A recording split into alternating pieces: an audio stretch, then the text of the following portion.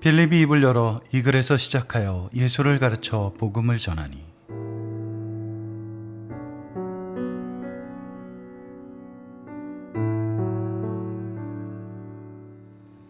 찬양 사역자들은 사역 특성상 모르는 지역을 찾아가야 하는 경우가 많습니다.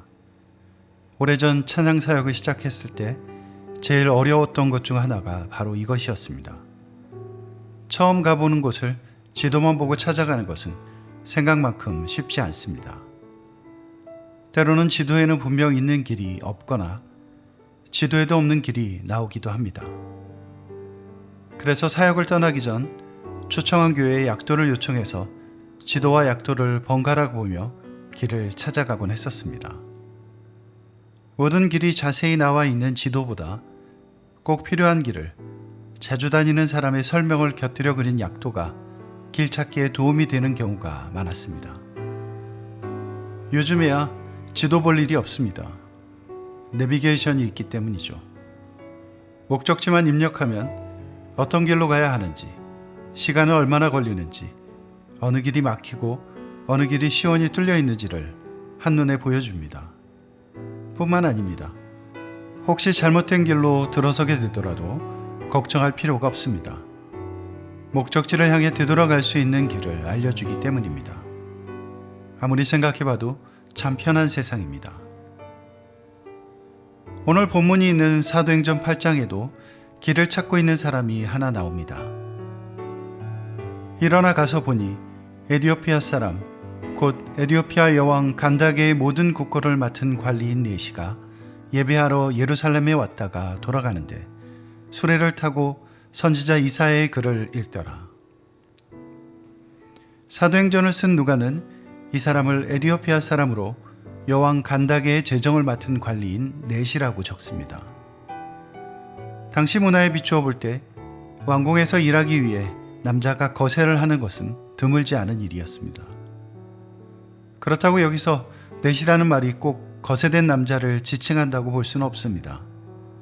그저 일반적인 국가 관리를 의미하는 것일 수도 있습니다. 만일 그가 거세당한 네시였다면 그는 율법상 성전에 들어갈 수 없었고 유대교로 완전히 개종할 수도 없었을 것입니다. 하지만 그렇지 않았다면 그는 개종한 유대인으로 예배하기 위해 예루살렘에 올라갈 수 있었을 것입니다. 아무튼 에디오피아 여왕의 재정을 맡고 있었다는 것은 그가 왕실의 고위 관리였다는 것을 의미합니다. 그리고 예배하기 위해 올라갔다는 것에서 그가 하나님을 향한 신앙을 가지고 있었다는 것을 알 수 있습니다.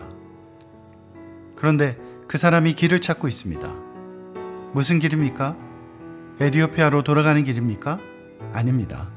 그는 그것보다 훨씬 더 중요한 길, 아니 비교할 수 없이 중요한 길을 찾고 있었습니다. 그가 읽고 있던 글은 이사야서 53장 7절에서 8절 말씀이었습니다. 읽는 성경 구절은 이것이니 일러스되 그가 도살자에게로 가는 양과 같이 끌려갔고 털 깎는 자 앞에 있는 어린 양이 조용함과 같이 그의 입을 열지 아니하였도다. 그가 굴욕을 당했을 때 공정한 재판도 받지 못하였으니 누가 그의 세대를 말하리요.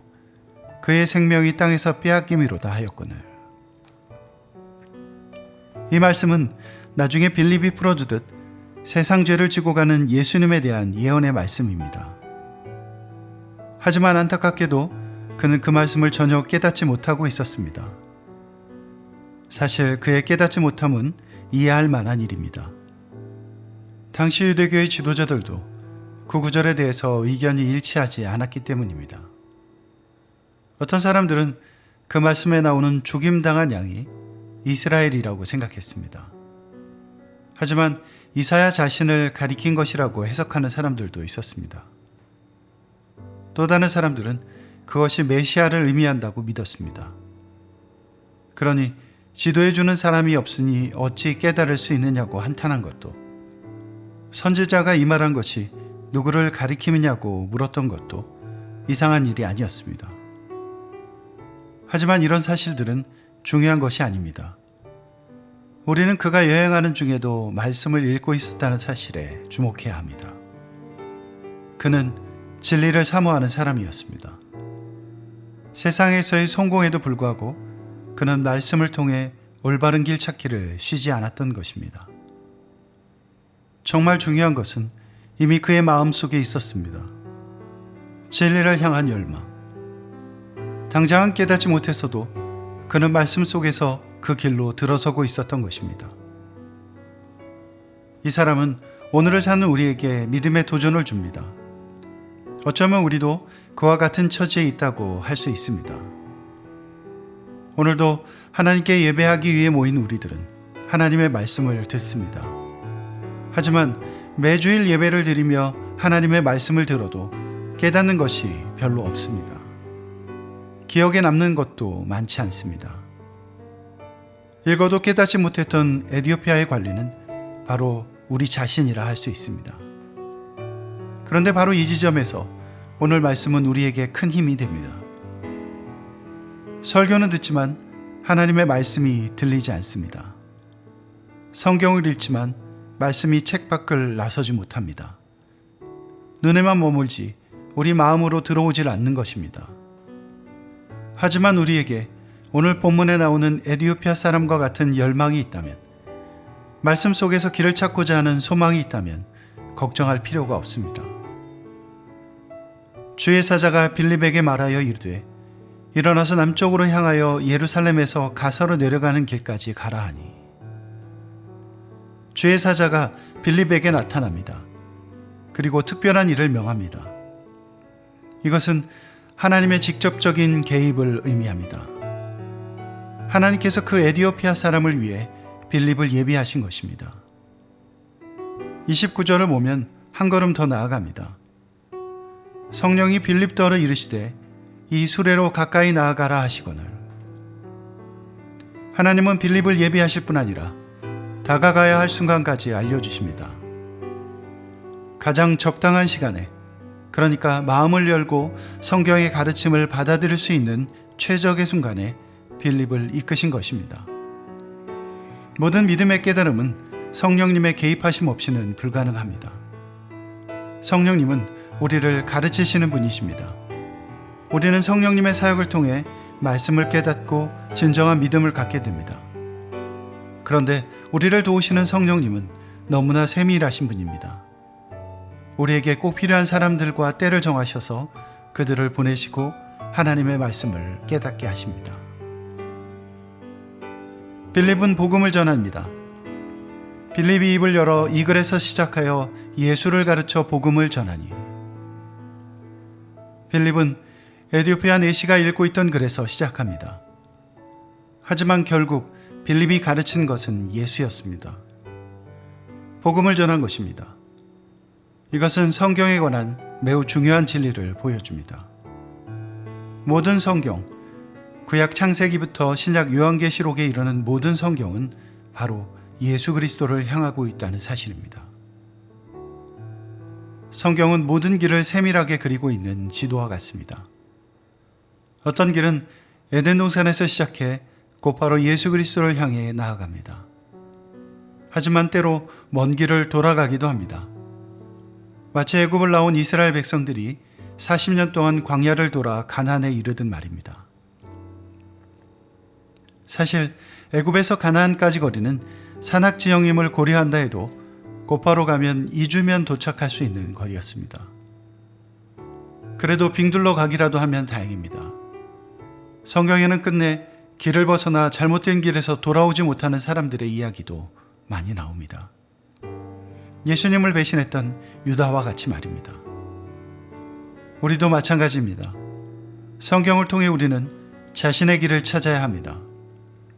때로 너무나 어려워 깨닫지 못해도 성령님의 도우심을 구하며 부지런히 찾아야 합니다. 그러면 우리도 진정한 믿음의 길, 영생에 이르는 그 길을 찾게 될 것입니다. 성령님께서 우리를 그 길로 인도하실 것입니다. 흔히 인생을 여행길로 비유합니다. 그런데 인생은 지도 없이 떠나온 여행과 같습니다. 나도 모르게 출발은 했으나 얼마만큼 온 건지, 얼마나 더 가야 하는지, 이 여행의 끝이 언제 어디인지를 모릅니다. 그래서 사람들은 자신이 올바른 길로 가고 있는 것인지 늘 불안해합니다. 그리고 확인하고 싶어 합니다. 그런데 확인을 위해서는 기준이 필요하지 않겠습니까? 그래서 저마다 기준점을 찾기 마련입니다. 누군가에게는 돈이, 다른 누군가에게는 명예가, 권력이, 사랑이 그 기준이 됩니다. 그리고 그 기준에 맞춰 자신의 인생길을 비춰봅니다. 그런데 인생을 길찾기에 비유하자면 정말 큰 것이, 어쩌면 가장 중요한 한 가지가 빠져 있습니다. 바로 목적지입니다. 목적지를 모른다면 어떻게 우리의 인생길이 올바른 길로 가고 있는지, 그릇된 길로 가고 있는지 알 수 있겠습니까? 아무리 좋은 지도와 나침판을 가졌어도 목적지를 알지 못하면 올바른 길을 찾을 수 없습니다. 그리스도인들은 하나님의 말씀인 성경을 인생의 지도와 나침반으로 삼고 살아가는 사람들입니다. 성경은 우리 인생의 출발점과 경유지뿐 아니라 목적지까지 모두 표시되어 있는 지도와 같습니다. 그래서 성경은 우리를 참된 길로 인도합니다. 우리는 성경을 통해 반드시 걸어가야 하는 길과 절대 가지 말아야 할 길을 구별할 수 있습니다. 그런데 성경은 단순한 지도에 머물지 않습니다. 왜냐하면 길을 보여주기만 할 뿐 아니라 잘못된 길로 들어설 때 그 길을 바로잡아주는 역할도 하기 때문입니다. 어쩌면 내비게이션과 같다 할 수 있습니다. 우리가 하나님의 말씀에 비추어 인생을 살아가면 혹시 잘못된 길로 들어서더라도 성령님께서 올바른 길로 되돌아가게 하십니다. 그렇습니다. 성경은 우리의 인생의 지도요, 나침반이요, 내비게이션입니다. 그런데 더욱 감사한 것이 하나 더 있습니다. 그것은 우리 믿음의 선조들이 성경이라는 지도를 잘 요약한 멋진 약도까지 우리에게 남겨주었다는 사실입니다. 그것이 바로 우리가 예배 때마다 암송하는 사도신경입니다. 사도신경은 우리가 무엇을 믿는지 성경에 기반하여 고백하게 합니다. 사도신경은 우리 신앙의 핵심을 한눈에 보여줍니다. 사도신경은 2세기, 그러니까 예수님께서 승천하신 후 100년에서 200년 사이에 쓰여졌는데, 그때는 사도신경을 신앙의 원칙이라고 불렀다고 합니다. 믿음의 길을 가기 위해 꼭 알고 믿어야 할 원칙들을 요약해 놓았다는 말입니다. 물론 요약이라는 것은 많은 것을 생략했다는 뜻이기도 합니다. 하지만 사도신경에는 우리가 믿음의 인생길을 걸어갈 때 반드시 알아야 할 것들이 빠짐없이 들어 있습니다. 사도신경은 먼저 그 길을 걸었던 사람들이 그린 약도와 같기 때문입니다. 그리스도인이라면 당연히 사도신경을 중요하게 여기고 외울 수 있어야 합니다. 단지 외울 뿐 아니라 그 안에 있는 진리를 깨닫기 위해 노력해야 합니다. 이제 우리는 앞으로 몇 주 동안 사도신경이 담고 있는 진리를 하나님의 말씀에 비추어 보는 시간을 가지려 합니다. 바라기는 이 귀한 시간들을 통해 우리가 믿는 것이 과연 무엇인지, 우리가 인생길을 걸어갈 때 그것이 얼마나 소중한 길잡이가 되는지를 깨닫게 되는 저 여러분들이 되길 소망합니다.